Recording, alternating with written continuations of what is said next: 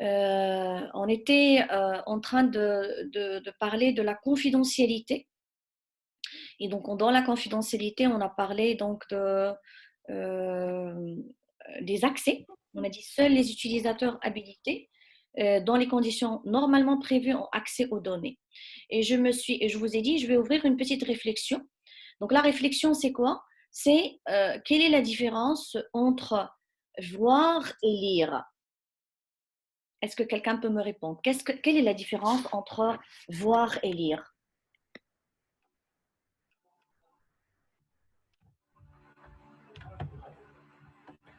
Voir un fichier et lire un fichier. On va avoir un peu d'interactivité dans le groupe.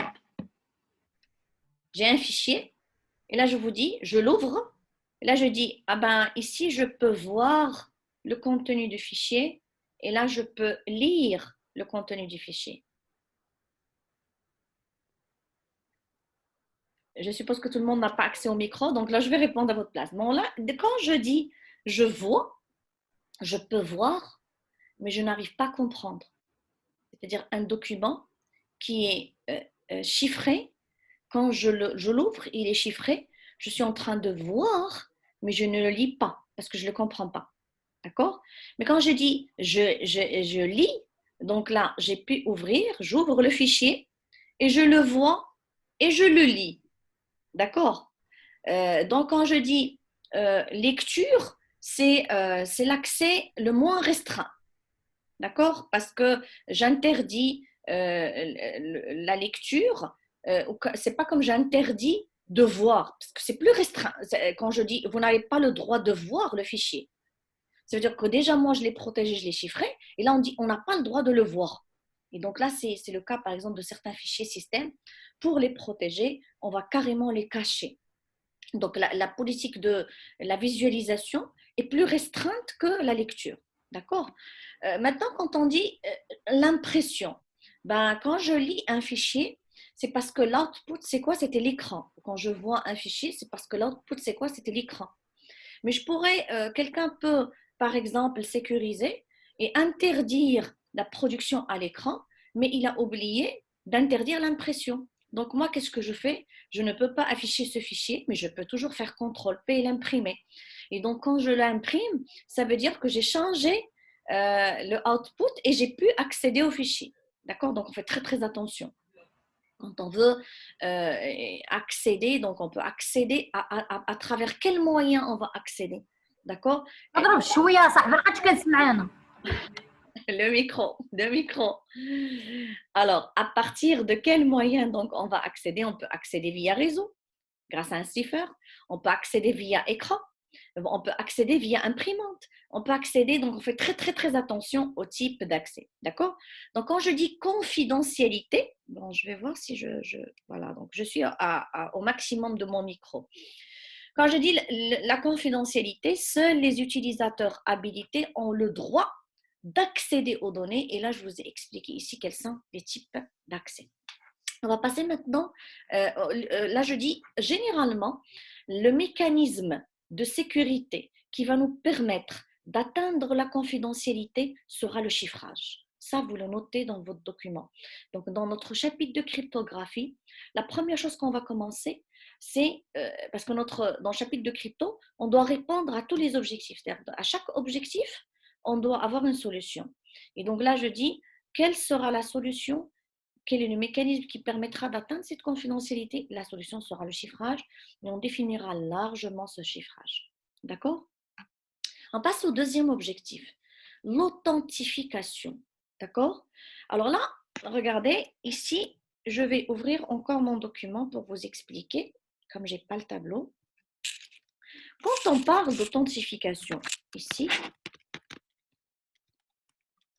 je vais vous expliquer un petit peu les différentes formes d'authentification. D'accord? Je ne vais pas donner des méthodes, mais je vais vous donner des classes d'authentification. Généralement, les gens s'authentifient par quelque chose, on peut s'authentifier par quelque chose qu'on connaît. D'accord? Donc, s'authentifier, vous notez ça, par quelque chose qu'on connaît. D'accord? Ça, c'est la première méthode d'authentification. Je m'authentifie par quelque chose que je connais. C'est-à-dire, moi et le serveur de Gmail. Je lui prouve que je suis moi parce que je partage avec lui quelque chose que seul moi et lui on connaît, qui est quoi? Qui est le password. D'accord? Donc, une des formes d'authentification, c'est quoi? C'est qu'on va partager un secret. Donc, ça peut être aussi un NIP, un code, un numéro d'identification personnelle. Donc, mon téléphone, je ne sais pas, je ne vois plus ma caméra, mais de toute façon, je pense que vous me voyez. Donc là, mon téléphone, je veux l'allumer et j'ai défini une méthode de contrôle d'accès à mon téléphone qui est quoi? Le NIP. Et le NIP, c'est quoi? C'est un secret qui est partagé entre moi et mon téléphone. D'accord? Donc tous les secrets sont, des fois, ça peut être une question partagée, une question secrète. Donc je rajouterai aussi ça. Donc question secrète. Ben, si vous voulez tout ce fichier que je vais définir ici, que je vais écrire pour les explications, je vous le partagerai aussi dans Moodle. Deuxième forme d'authentification, je pars à la banque ou bien je veux je veux rentrer dans une salle machine, mais pour ouvrir la porte, j'ai besoin d'une carte. D'accord? Donc là, on va dire, on va s'authentifier par quelque chose qu'on possède. Donc, on va s'authentifier par quelque chose qu'on possède. Ça peut être une carte magnétique. Magnétique. Comme ça peut être une carte à puce. Comme ça peut être une clé. Bien sûr, on parle de clé électronique. Une clé, généralement, ça s'utilise dans certains environnements, par exemple, dans certaines entreprises. Pour accéder à la porte d'entrée, vous avez un tourniquet. Et pour passer, vous mettez votre carte. Et donc là, il y a un lecteur de carte et vous mettez la carte. La carte peut ne pas être magnétique. La carte, ça peut être la communication entre la carte et l'engin qui va lire la carte, ça peut être pas infrarouge, ça peut être pas RFID, d'accord? Ça peut être magnétique, comme l'exemple que je viens de donner ici. Des fois, non, pour plus de sécurité, on va donner au personnel des clés. Et je vous ramènerai plutôt après, Inch'Allah, si on revient des exemples, des images que je n'ai pas ici, mais vous pouvez chercher des clés RSA qui vont donner un numéro unique pour assurer l'authenticité donc de l'accès. Et donc là, on a besoin toujours de cette clé-là pour pouvoir accéder parce que cette clé va contenir le secret, un secret instantané.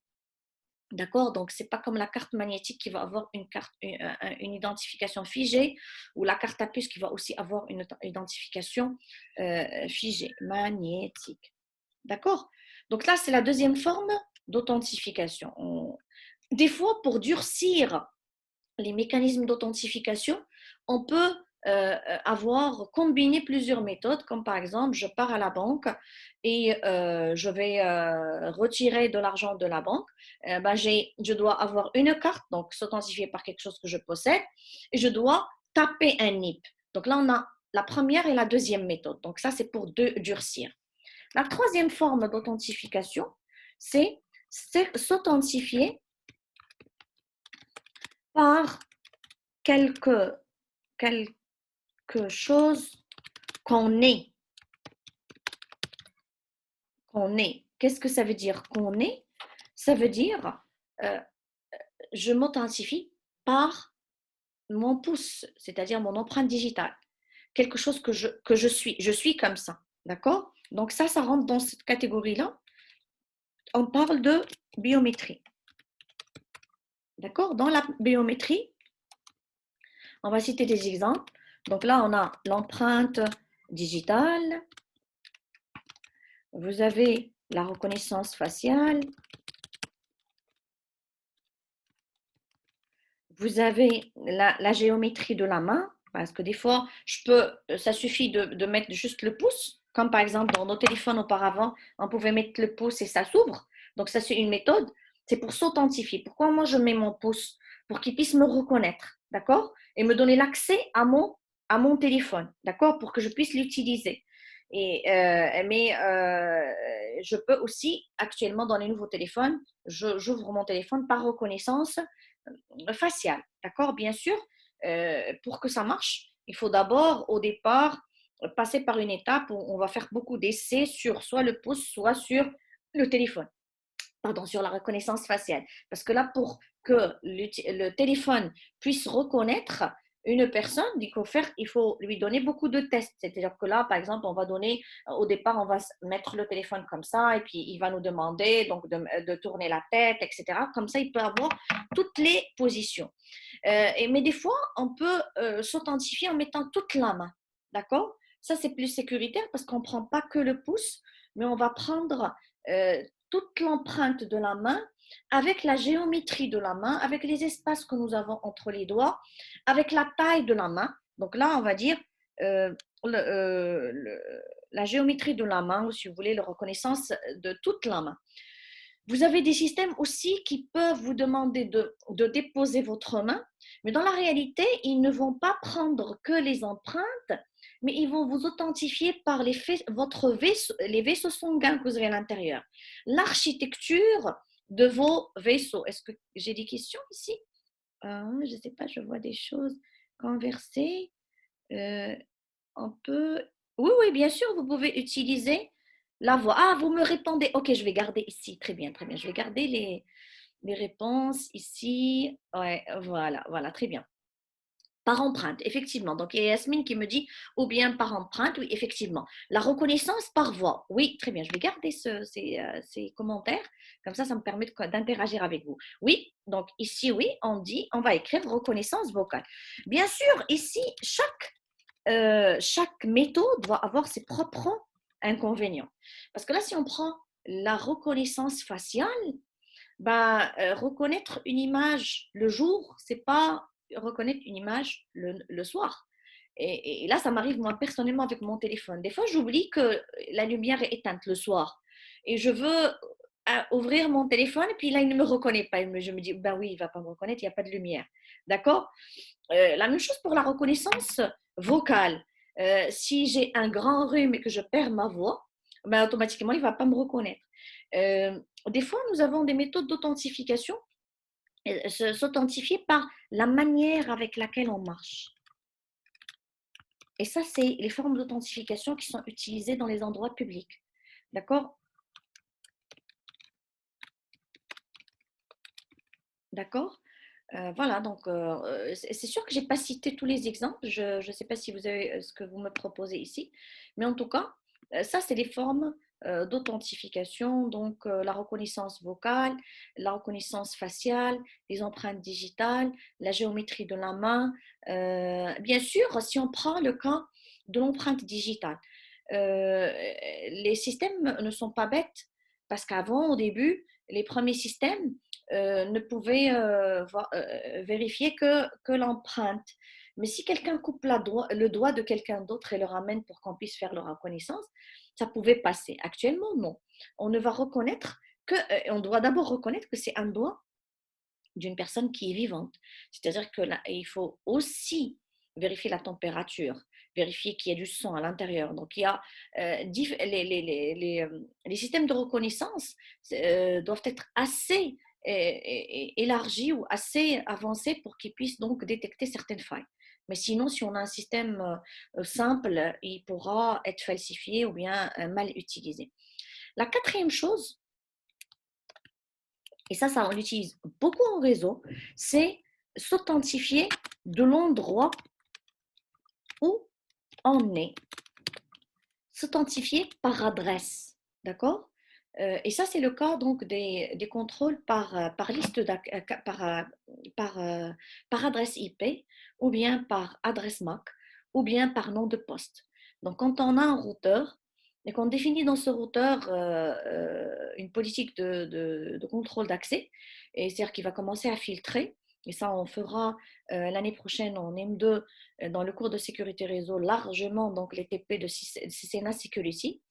Et dans les TP de CCNA Security, donc les premiers TP à faire, ce sont les TP des contrôles d'accès, c'est-à-dire des ACL. Et dans les ACL, les access lists, les formes d'authentification, donc on peut accepter un paquet ou interdire un paquet selon l'adresse IP source ou l'adresse IP destination, ou bien selon le port source ou le port destination. D'accord? Donc là, de l'endroit où on est, ou bien par adresse, donc ça peut être des adresses IP, ça peut être des adresses MAC. Dans le cas comment on l'appelle, du Wi-Fi, quand on fait le filtrage par adresse MAC, qui a le droit d'utiliser ce point d'accès? Seule telle ou telle adresse MAC ont le droit d'utiliser ce point d'accès. D'accord? Donc là, ça c'est une forme d'authentification par adresse.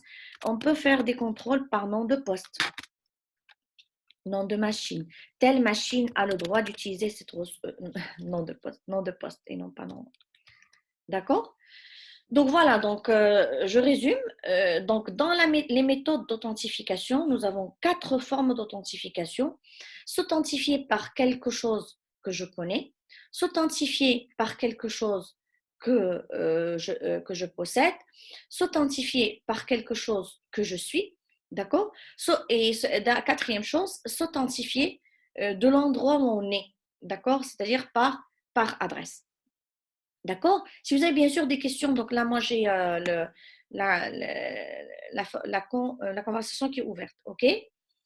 Omaïma me pose une question ici. Madame, s'il vous plaît, est-ce qu'on peut inclure le type d'authentification numéro 4 dans le but de non-répudiation? OK, j'arrive à la non-répudiation. Bien sûr, on verra qu'il y a une étroite relation entre l'authentification et la non-répudiation. Et tout de suite, je vais expliquer. Quand je dis authentifier une personne, c'est quelque chose qui se fera pour déterminer si cette personne a le droit d'utiliser la ressource, oui ou non. D'accord? Donc, authentifier une personne, c'est s'assurer que c'est bel et bien elle. Donc, ça, c'est ça l'authentification. S'assurer qu'une personne est bel et bien elle. Donc, dans la définition, je vous donne ici, je vous dis ici, dans mon cours, authentifier, bien sûr, il n'y a pas que, on n'authentifie pas que les personnes. On authentifie les composants du système. Quel système que nous avons défini tout à l'heure, qui est matériel, logiciel, équipement de stockage, équipement d'interconnexion, etc. D'accord? Donc, on n'authentifie pas qu'une personne. Là, on doit tous être d'accord sur ça, sur ce point. Et là, ça me dérange parce que j'arrive pas à voir les visages. Voilà, donc là, je commence à voir les visages. OK? Maintenant, donc là, je reviens à ça. Donc, authentifier les composants du système. Donc, qu'est-ce que l'authentification? S'assurer que les composants du système sont bel et bien ce qu'on pense qu'ils sont. Et donc là, je prends un exemple. Je veux authentifier une personne. D'accord. Donc, je veux authentifier une personne pour qu'elle puisse utiliser. Bon, je veux authentifier l'ALF pour qu'elle puisse utiliser son téléphone. D'accord? Donc, les formes d'authentification, c'est-à-dire qu'avant qu'elle n'utilise la ressource, avant d'utiliser la ressource, je peux l'authentifier par un secret ou je peux l'authentifier par une carte pour le téléphone, c'est difficile, mais je peux l'authentifier par quelque chose qu'elle est. OK. Ça, c'est pour l'authentification. Maintenant, pour expliquer tout de suite la non-répudiation, répondre à la question de votre ami, qu'est-ce que la non-répudiation? Ben, Leïla Fidjah va se connecter à un site de commerce électronique et elle va lancer une commande dans le cas actuel, c'est-à-dire elle ne peut pas sortir, donc elle va lancer une commande, je ne sais pas, pour acheter des fruits et des légumes à distance. Et après, quand elle a lancé cette commande, elle n'a pas payé. OK? Elle va être livrée, mais en fait, moi, tout de suite après, je suis rentrée dans un site et j'ai trouvé que ce site offre les fruits et les légumes moins chers. Donc, quand la première entreprise me livre, je lui dis, bah, j'ai jamais passé la commande. Donc, quel est le souci de l'entreprise qui va me livrer? Elle a peur que l'expéditeur, que l'élève qui a lancé cette commande d'achat, elle va nier qu'elle était à l'origine du message. Et donc, ça veut dire que les mécanismes que nous allons utiliser pour assurer l'authentification, pour assurer la non-répudiation seront les mêmes. D'accord? Votre ami a dit.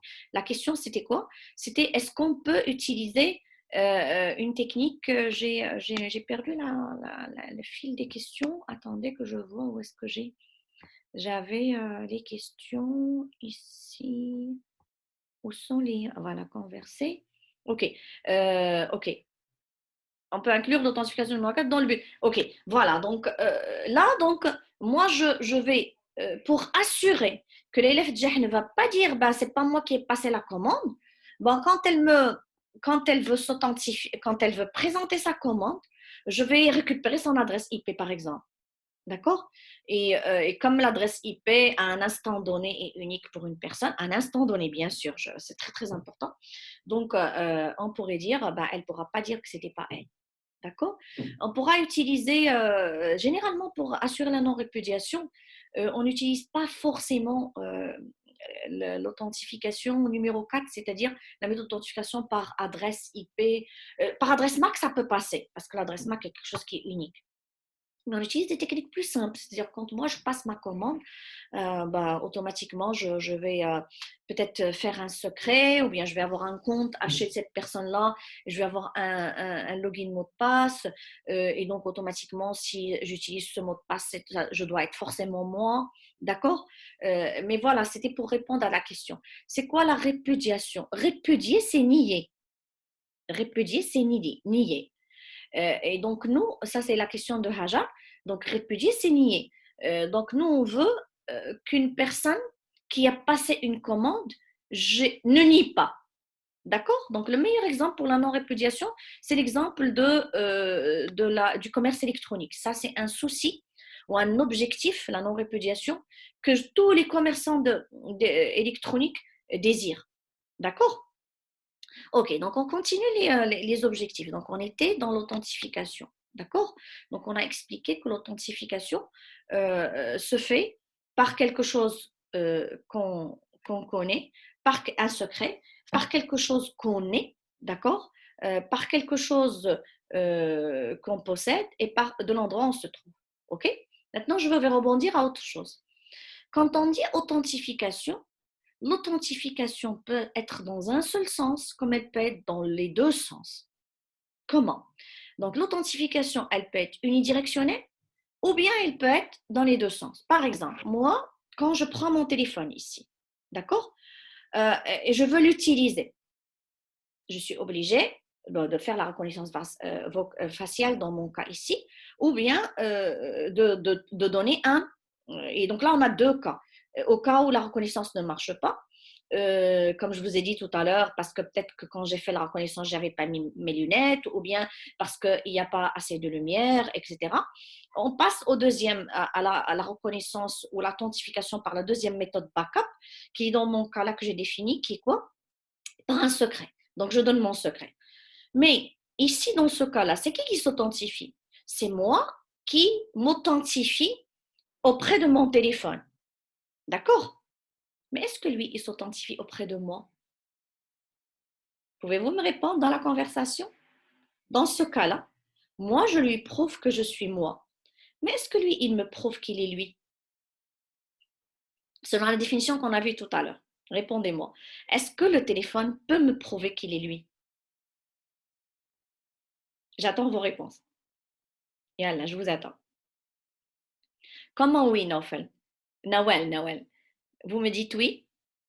Comment oui? Comment il me prouve qu'il est lui? Moi, je lui prouve que je suis moi en faisant la reconnaissance faciale ou bien en lui donnant mon code. Mais est-ce que lui, il me prouve qu'il est lui? Non, non, je parle de est-ce que mon téléphone me prouve qu'il est vraiment mon téléphone? Ça, c'est une question piège. C'est une question un peu bizarre, n'est-ce pas? Je vais vous prendre en photo. Je prends vos réponses. On gardera ça en souvenir. Alors, dites-moi, c'est quoi la réponse? Selon la définition qu'on a vue tout à l'heure, c'est quoi un système? On a dit matériel, logiciel, équipement de stockage, etc. Là, vous pouvez vous dire, mais qu'est-ce qu'elle dit, Madame Futcher? Mon téléphone est lui. Au niveau matériel, lui, c'est lui. Je vois qu'il est lui. Mais est-ce que j'ai une assurance que ce téléphone ne contient que les applications que j'ai moi définies? Est-ce que j'ai une assurance que quand je vais l'utiliser tout de suite, est-ce qu'il n'y a pas un trojan dedans? Est-ce qu'il n'y a pas quelque chose qui est installé dedans? Est-ce qu'il n'y a pas un keylogger dedans? Mariam, je ne parle pas de moi. Mariam me dit, car il connaît déjà votre visage. Oui, oui, je sais. Lui, il va m'authentifier. D'accord? Mais est-ce que moi, je l'authentifie? Non, je ne l'authentifie pas. D'accord? Je ne peux pas être sûre que c'est lui. Qui fait jouer un petit gars, madame, tu le vois et c'est lui. C'est lui au niveau matériel. Mais je n'ai aucune assurance au niveau logiciel que c'est bel et bien lui. C'est le cas aussi de mon PC. Quand je donne à mon PC mon login et mon mot de passe, moi, je lui prouve que je suis moi, mais lui, il ne me prouve pas qu'il est lui. Pourquoi? Parce que le système, comme je vous ai dit, c'est pas juste que le matériel que je suis en train de voir. D'accord? Mon système, je vais donner un login mot de passe à une machine qui est connectée au réseau, qui me dit qu'il n'y a pas quelqu'un qui a installé un keylogger et moi, quand je vais envoyer ces données, il est en train de capturer. Je ne suis pas sûre qu'il est lui. Donc, dans ce cas-là, que ce soit avec mon téléphone ou avec mon portable, moi, je lui prouve que je suis moi, mais lui, il ne me prouve pas qu'il est lui.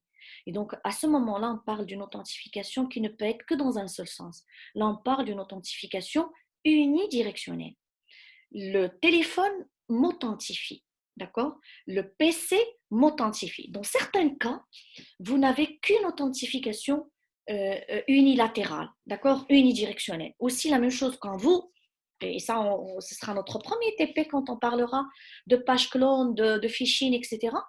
Quand vous vous connectez à Facebook, vous donnez un login mot de passe, et donc vous vous prouvez à Facebook, vous êtes vous, via votre login mot de passe.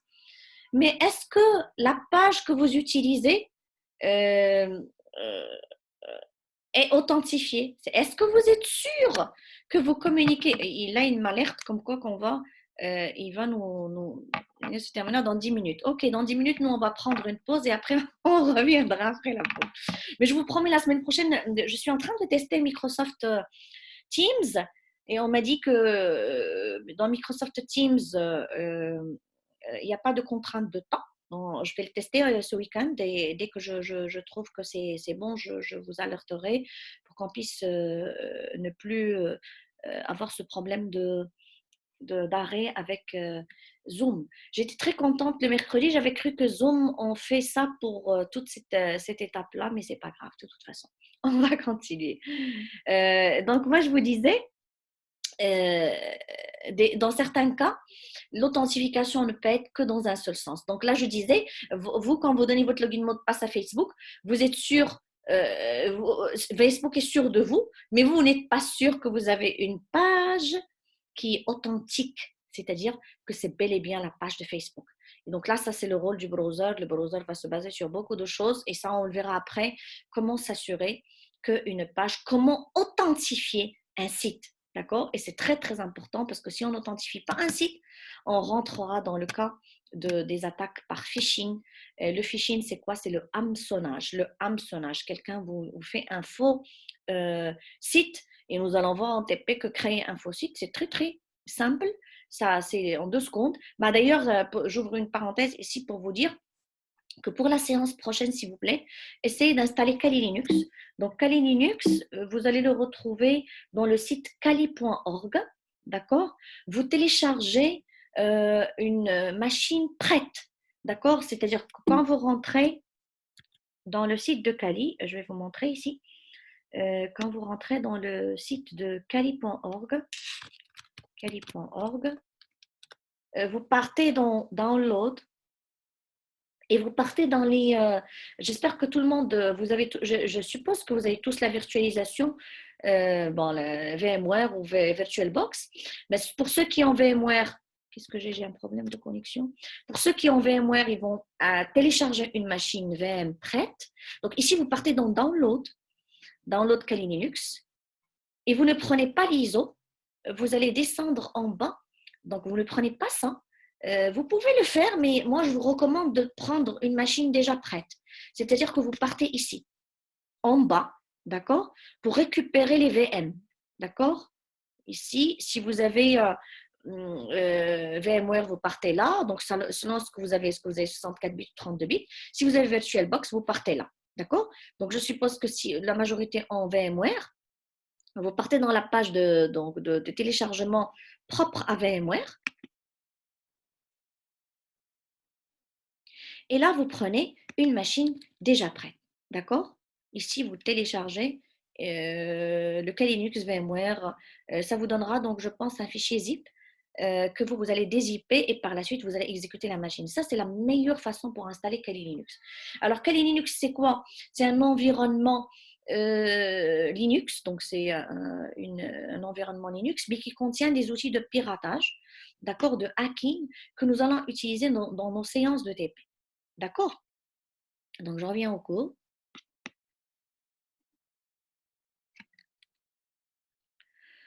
Ok, donc là, je vous disais, donc, créer une page Kali, si on dispose de l'ISO, ben oui, vous pouvez toujours l'utiliser. C'est juste que ça va être, il faut bien l'installer, il faut bien le mettre.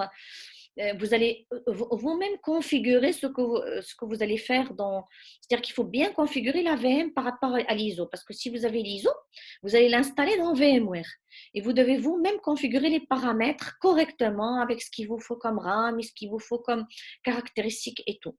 Alors que si vous téléchargez la VM prête, une fois que vous la téléchargez, vous double-cliquez sur la VM et vous allez la lancer directement sur VMware. Donc, vous n'avez pas à faire beaucoup de choses.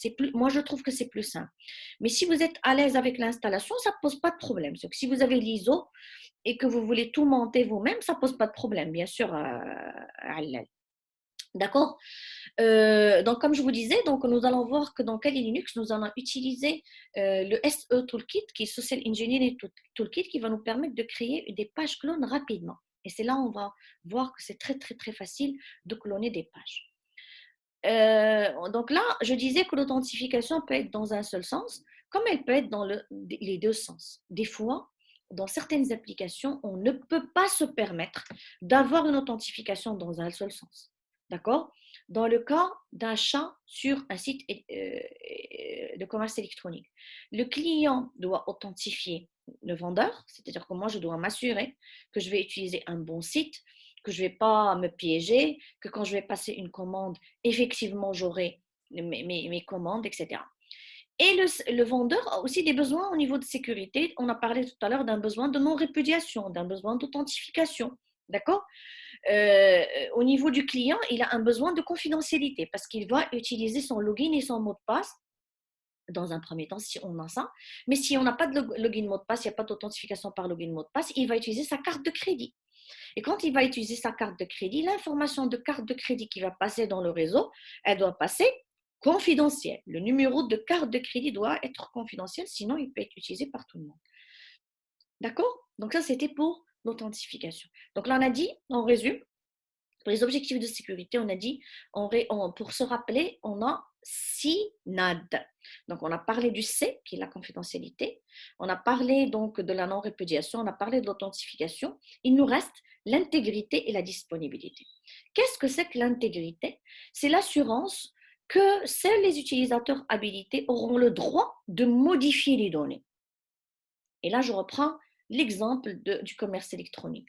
Je vais passer une commande. Je vais payer par carte de crédit. Nous avons dit pour le numéro de la carte de crédit, l'information doit être, le numéro de la carte doit être confidentiel. D'accord? Mais pour le montant de l'achat, j'achète quelque chose à 1000 dirhams, j'achète quelque chose à 5000 dirhams, j'achète quelque chose à 10 000 dirhams. D'accord? Le montant de l'achat, pour moi, il n'est pas confidentiel. Mais est-ce que moi, je peux demander au client, pardon, au vendeur de débiter de ma carte 1000 dirhams et il débite 5000? Donc, quel est l'objectif désiré pour ma carte, pour le montant de l'achat? Ce n'est pas la confidentialité, mais c'est l'intégrité, c'est-à-dire l'assurance que ce montant ne sera pas modifié par n'importe qui, y compris le vendeur. D'accord? Même ce vendeur-là, qui a le droit de voir cette information, n'a pas le droit de la modifier. D'accord? Donc, qu'est-ce que c'est que l'intégrité? Et ce mot intégrité, vous l'avez vu dans quel cours? L'intégrité. J'attends vos réponses.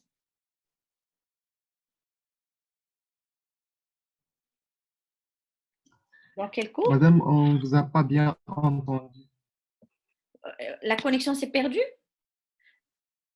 Ah, de toute façon, il nous reste moins qu'une minute. Oui, mais Ah, c'est à toi. Un peu. Un peu. De toute façon, il nous reste moins qu'une minute. On va profiter pour faire une pause, mais je clôture par ça. L'intégrité, normalement, on la voit en base de données. Quand on dit les contraintes d'intégrité. Donc, de toute façon, chez nous ici, l'intégrité, c'est l'assurance que les données ne seront pas modifiées. Et là, le système me dit que j'ai moins qu'une minute pour l'arrêt de cette connexion. Je vais profiter pour faire une petite pause. Je résume, nous avons vu la confidentialité et nous avons dit, c'est l'assurance que seuls les utilisateurs habilités ont le droit d'accéder aux données. L'authentification, on l'a bien explicité. Il y a une partie, rappelez-moi tout à l'heure après la pause qu'il y a une partie qu'il faut que je réexplique dans l'authentification, parce que je n'ai pas parlé des 3 formes d'authentification qui sont l'authentification d'entité, l'authentification de message et l'authentification de session. Je vais parler de ça tout à l'heure. On a vu la non-répudiation et on a vu l'intégrité, d'accord? Le mécanisme qui va permettre d'assurer l'intégrité, ça sera le hachage. On le verra ensemble. Comment s'assurer que les données ne seront pas modifiées. Ça, c'est un mécanisme qui va ressembler à ce qu'on a déjà fait en réseau. Parce qu'en réseau, c'était quoi la modification? C'était les erreurs. Et pour détecter les erreurs, on a présenté la méthode du CRC. Le hachage sera à peu près la même chose, c'est-à-dire qu'on fera des calculs sur ce message-là à l'émission, on fera les mêmes calculs à la réception, on comparera pour vérifier qu'il n'y a pas eu de modification. Donc là, je profite pour prendre une pause parce que le système va me sortir dans moins qu'une minute, c'est écrit ici, d'accord? Regardez.